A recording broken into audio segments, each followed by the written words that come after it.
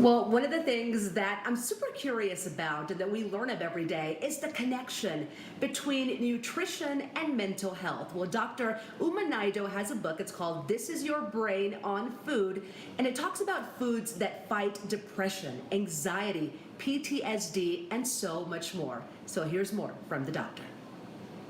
Dr. Naidoo, it's such a pleasure to have you here on the show. We're, of course, talking about your book today. So I would love for you to talk about the research and science that you put into your book. Thanks so much for having me. I was excited to bring the science forward in nutritional psychiatry because there's emerging research on the gut-brain connection. And it turns out that the food you eat has as profound an impact uh, on your body and your mind as any pharmaceutical medication that you may be taking. And I felt that people needed to understand that we are what we eat.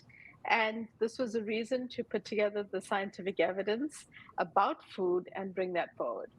Yeah, and I think that's so big for so many of us right now, especially as we're getting into the new year. So many of us want to lose weight or we're trying to do that, but we want to do it smart. We want to make sure that our diet is doing the right things for our body. So can you share some statistics with our audience?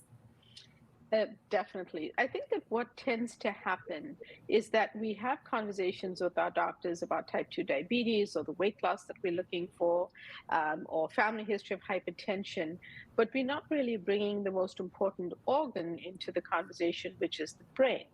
And a lot of us are having conversations with our doctors, but traditionally, many doctors and most medical schools don't really teach nutrition. So there is a gap in this information. So I feel that, the more that we can understand that we have the power at the end of our fork to also influence our mental health. There's of course a place for medications and psychotherapies of different kind, but there's also food that we can use as a very useful tool for us. Yes. Well, I would love for you to expand on that. Can you explain a little bit more about the brain gut connection and how important it is? Because so often I feel like I'm not really thinking about what I'm eating, I'm just Uh, kind of shoveling it in. that happens with all of us. So the brain and gut are far apart in the body, and you wouldn't think that they connected, but they arise from the exact same cells in the embryo. Then they divide apart and form these organs. Then they remain connected throughout life by the 10th cranial nerve called the vagus nerve, which I like to say acts like a two-way messaging system, like a two-way superhighway, allowing for chemical messages to travel up and down, back and forth between the brain and gut and the gut and brain. But then there's also some other interesting information that 90% of our serotonin is actually made in the gut. And more than 90% of the receptors are there.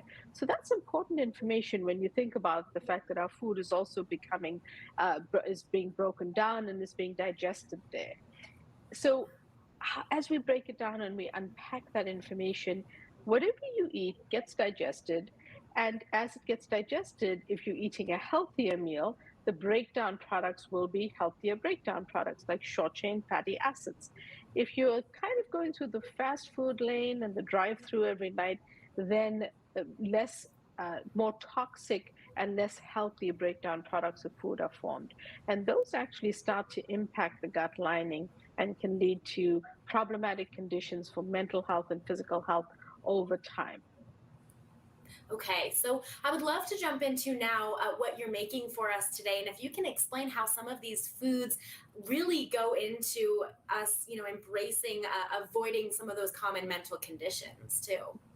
That's good, and I'm happy to do it. So one of the things is the color of the rainbow. I have this here to just remind us that every single day we need to be adding in vegetables and fruit to our daily meals because they bring back fiber, phytonutrients, antioxidants, which are super powerful, especially for conditions like mood and anxiety. Then I have a simple two-ingredient chia pudding. Chia seeds are rich in short chain omega 3s, they're rich in protein and fiber.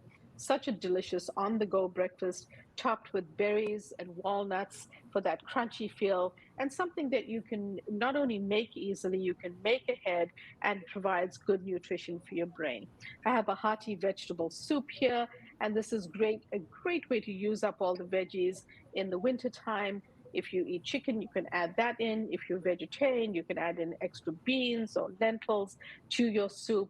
I have a hot chocolate here, which is actually made with extra dark chocolate. And what's delicious is instead of that ice cream or piece of cake, why not make something from scratch that's a few ingredients, super delicious, the rich cacao flavanols, great for your brain, great for your body. And then I have a spice infused chicken breast with miso roasted sweet potatoes. And miso is actually a fermented food. Fermented foods, there are several, are great for your gut and therefore great for your brain. So it's an easy way to incorporate this with any roasted veggie that you want to eat. And last but not least, I have a little snack made with inexpensive sardines. Buy the canned sardines and water.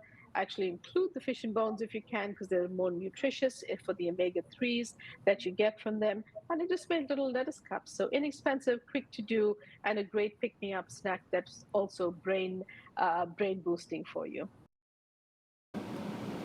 Your Brain on Food by Dr. Uma Naidoo is available now wherever books are sold. I have 2 copies of the book to give away right now. Please send an email to mycoco@9news.com and put brain food in the subject line. Winners will be selected at random and they'll be contacted later on today.